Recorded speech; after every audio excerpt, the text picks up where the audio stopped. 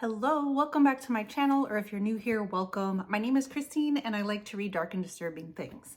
Today I have a bit of a book haul, which I know I just did one, but I have some new things to show you that ended up coming in the mail. The first being a brand new to me book subscription box called Cozy Books Corner Box, and just some trips to the bookstore, okay? Some of these I got a while back, so I've already kind of forgotten what's in there. So let's just explore them together. Alright,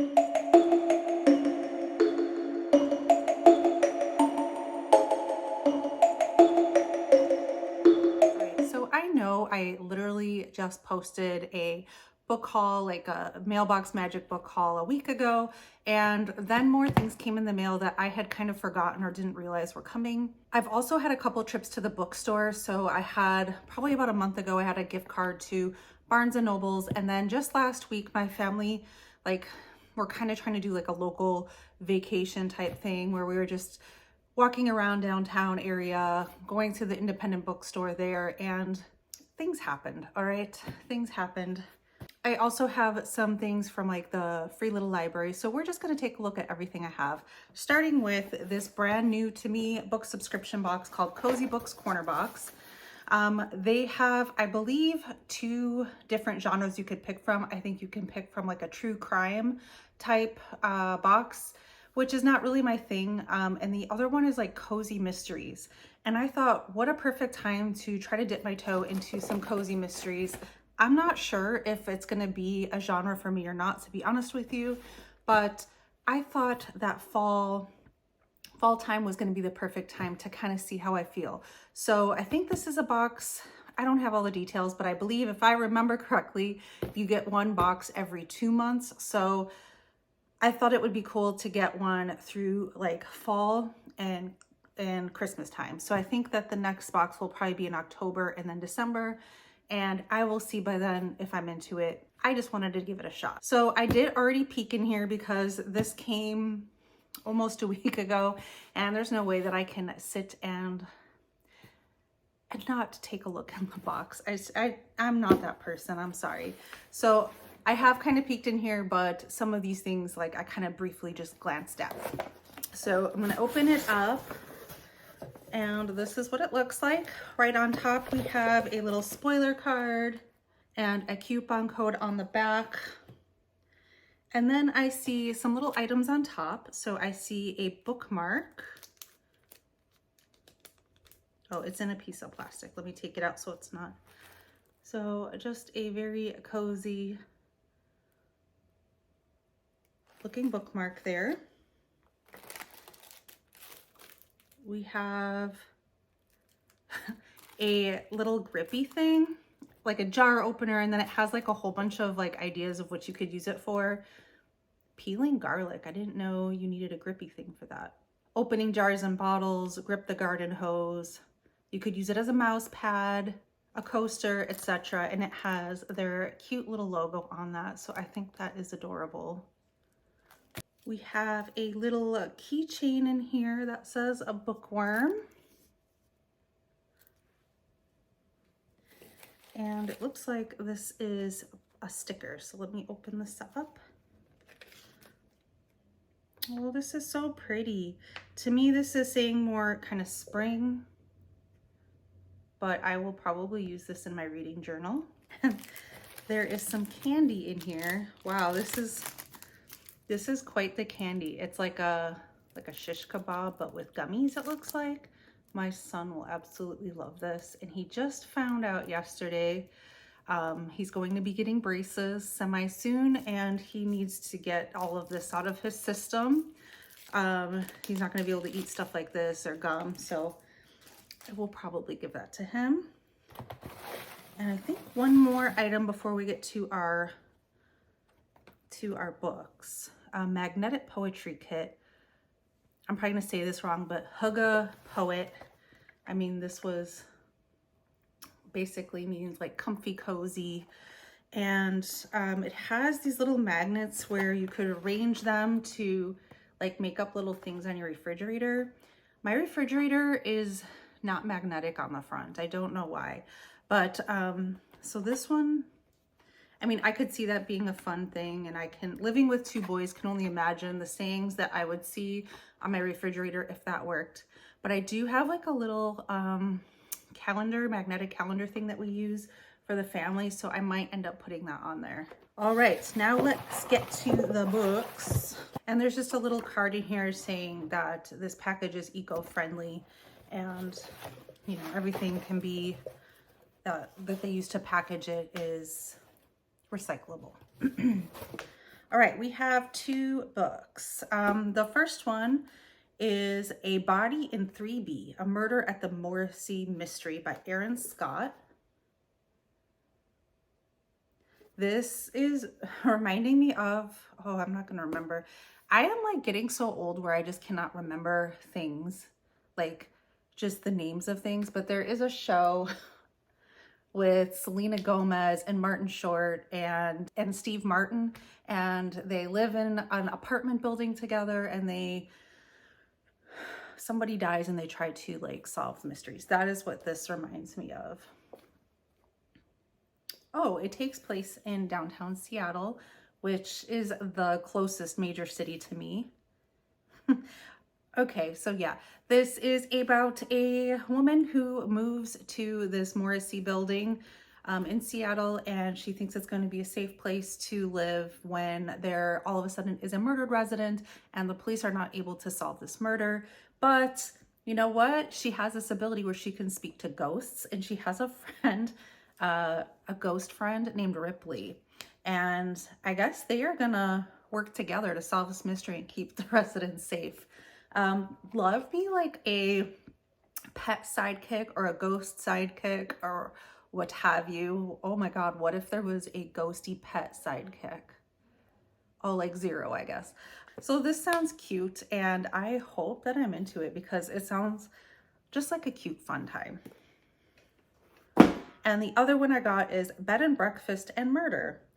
And there is a dog on the cover, so I can already appreciate that. This looks very cutesy, and I feel so crazy like that I even am getting these books because, you know, I'm so hardcore, right? But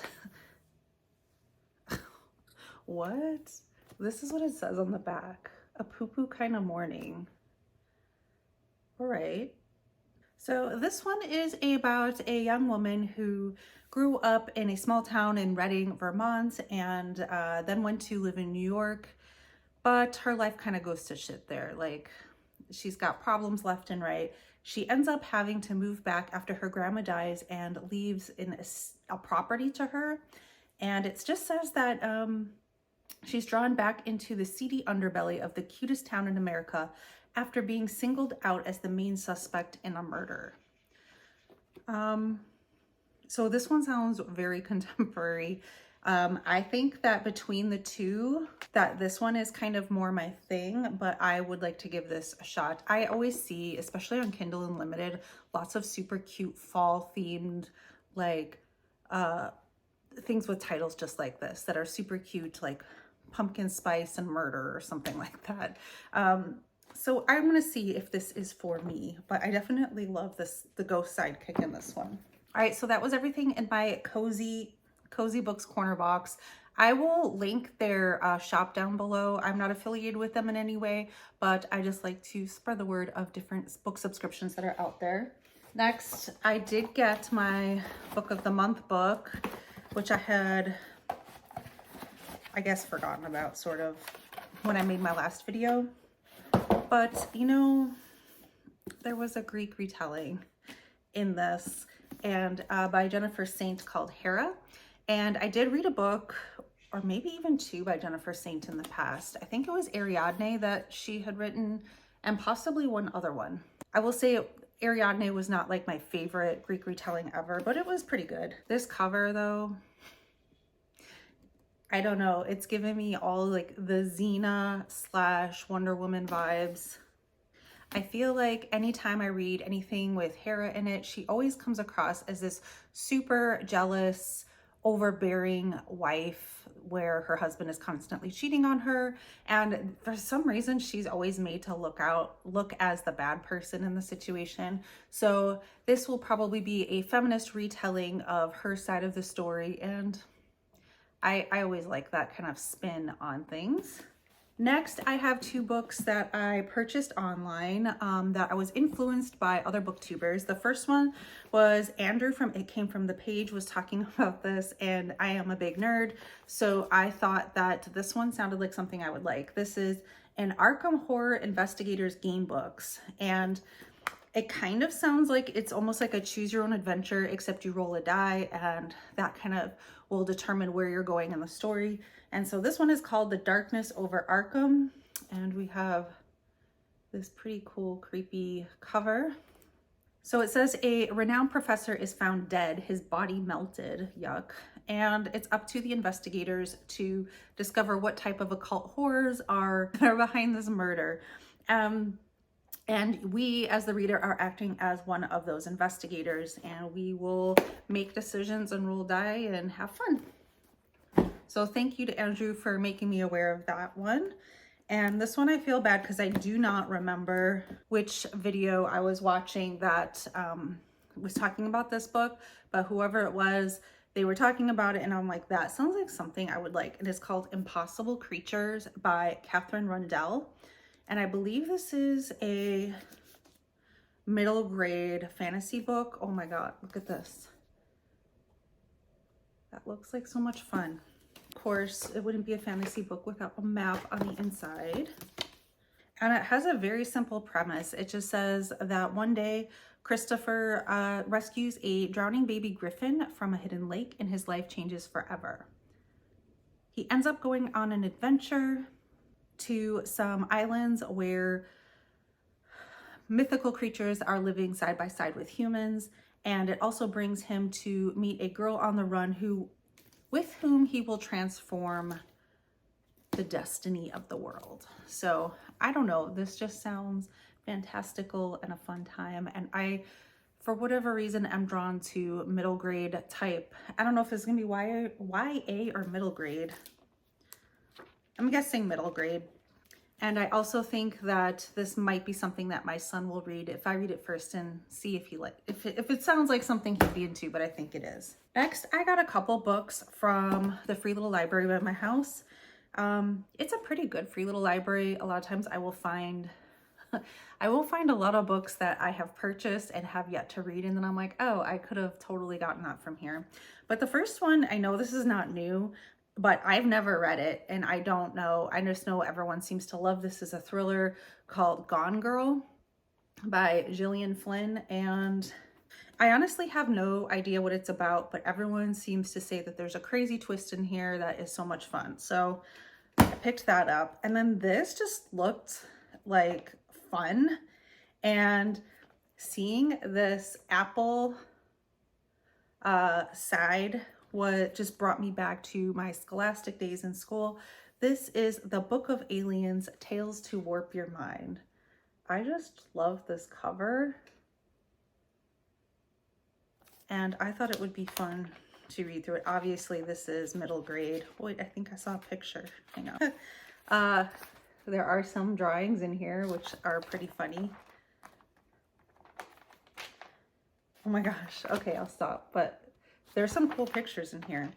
I don't know. This looks like a fun time, a quick, easy read, and I don't know, just look cool. All right, these next 4 books I had gotten from Barnes & Noble because I had a gift card there. At least that's the excuse I'm using. And I went in there with no plan. I did not look up things on Goodreads when I was there.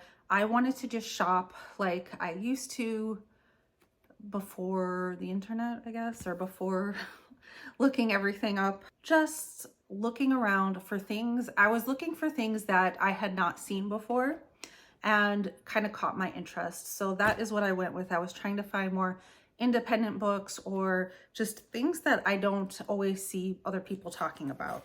And this first one was actually the last book I picked up when I was there because it is so unlike anything I've ever picked up.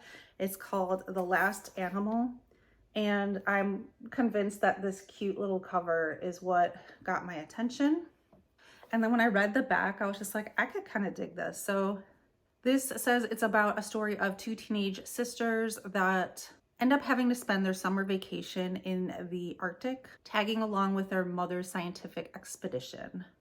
So while her mom's working, they have a lot of time on their hands. They kind of go off and are trying to get into trouble when they end up stumbling upon a perfectly preserved 4,000-year-old baby mammoth. And things start to get interesting. Look how cute he is. Oh, this kind of reminds me of that cartoon that was on Nickelodeon. Something about the Thornberries. You'll know what I'm talking about. The parents are like scientists, or like their job, I think, is to make nature shows, and they bring their family along with them. And I think it's Life with the Thornberries, but it's a super fun cartoon. That's the vibes that this was giving me. And it just says after they find this mammoth that it sets off a chain of events that kind of gets crazy. So completely unlike anything I ever read, and completely unlike anything I would naturally be drawn to, but for whatever reason I was. And then in the next 3 books I got were in the horror section, and I was looking for things that were like from indie presses. I just like to kind of support that when I see it in a big name bookstore, and I just think they might be hidden gems, so we'll see. The first one is called Hello, My Name is the Beast in Aisle 34, a novel by Darren Doyle. And I, of course, was drawn to this cover, this like comic book looking to me like colors, and it's about werewolves, and probably on a plane, I'm guessing. So all this says is that it's got a darkly comedic take on toxic masculinity, small town America, and the terror of not knowing who you are or who you're capable of becoming.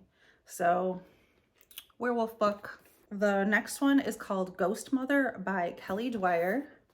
You guys will have to let me know if you've read any of these that I'm mentioning, especially these ones I've never heard of before, and let me know what you thought.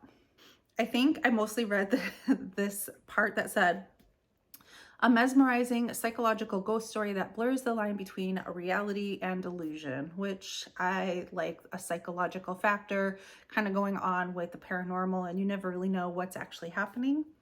So this says it is about a young couple who are struggling with infertility issues, and they end up moving from Chicago to a small town in Wisconsin. And the wife, Lily, ends up falling in love with this old mansion that is well above her price range, but she feels like she will finally become pregnant in this home. So of course, to appease his wife, they end up buying this old home, and she finds out that it was the site of a gruesome murder-suicide in the 1950s, and strange things start happening, and you kind of start to wonder if these ghostly encounters that she is having are real, or if she's having a mental breakdown. So that is that one. Next, I really like the title of this, and just the weird kind of cover. It says, I Died Too, But They Haven't Buried Me Yet by Ross Jeffrey. So this is about a man whose 14-year-old daughter went missing, and he has been grieving this loss for a while.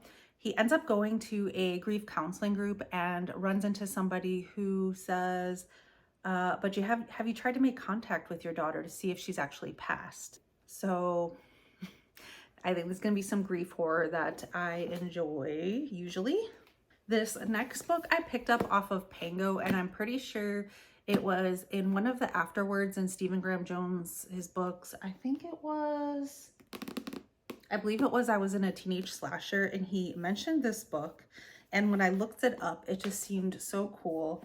And that is My Favorite Thing is Monsters. And this book is huge. I freaking love this cover, but it is just full of some amazing art. Like, this is like the first page. And I'm pretty sure it's just little short stories or like comic like snippets about different monsters and weird things. I don't know, but I would like to check it out very soon. And this says it's book 1, so there might be other volumes in this. Okay, last but not least was our little trip when we walked around in my little downtown area. There is an independent bookstore there, and it is actually quite lovely. I don't go there a whole lot, mostly because everything you buy there will be full price, but I do like to support the indie bookstore. But I wanted to find things that were a little bit off the beaten path. So this is my haul from Village Books. And I did get 4 books. The first one was definitely a big name author, but I was drawn to this cover. This is by T. Kingfisher, and this is A Sorceress Comes to Call. And when I opened it and saw this, I just loved it. This is, I believe, is the retelling of The Goose Girl from the Brothers Grimm, which I have not read. So I don't know if it will be better to read her retelling first and then go back and read the original, or the other way around. Why do I feel like in Stephen King's fairy tale there was mention of a goose girl? I don't know if it's about the goose girl. So I have read other T. Kingfisher books and retellings, and I just really like their work. So I did get this. And then the 3 other books I picked up, one was, I've never actually seen this in a bookstore, but it is just a small novella from Stephen Graham Jones called Mapping the Interior. So I grabbed that. This one I do feel like I've seen people talk about. I don't know anything specific, but it is Come Closer by Sarah Gran. And this one says, a woman is haunted by impulses she cannot control in this modern horror classic. And it has a very little explanation, so I'll read it. It says, a recurrent unidentifiable noise in her apartment, a memo to her boss that's been replaced by obscene insults, shoplifting, fighting, blackouts, a voice in her head that tells her to meet strange men in bars, to hurt people. Amanda is a successful architect in a happy marriage. There must be a reasonable explanation for this. So I think this is going to be another psychological horror. And last but not least, this is What Mother Won't Tell Me. This is a translated book, and I've already forgotten what it's about. I'm going to read the back really quickly. So once upon a time, a young woman named Juno lived in a cabin deep in the woods on a remote island. She had only mother, father, her little brother, Boy, and a book of fairy tales for company. They lived in constant fear because danger lurked on the other side of the lake, seeking them out. Strangers, as they called them, who wanted to destroy the family. I don't know if you can hear that, but my son is downstairs playing video games, and I just hear, nah, bro, nah.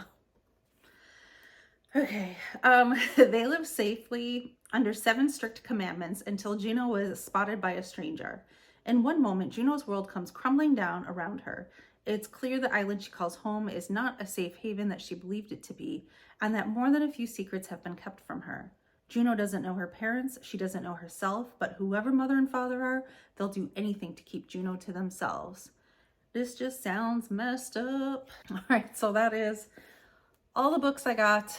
I was just kind of looking through my books to see what kind of things I want to read for this fall, and I'm like a little bit overwhelmed because I simply cannot read fast enough. And I know that sounds like, okay, so stop buying a million books, but it's just where I'm at right now. You guys will have to let me know if you've read any of these, especially since most of them I had not heard of. I just picked up on a whim, and who knows, maybe the best gems are found that way. Thank you guys so much for listening to me ramble on about books that I don't know anything about yet. I hope you're having a great day, and I will see you in the next video. Stay spooky.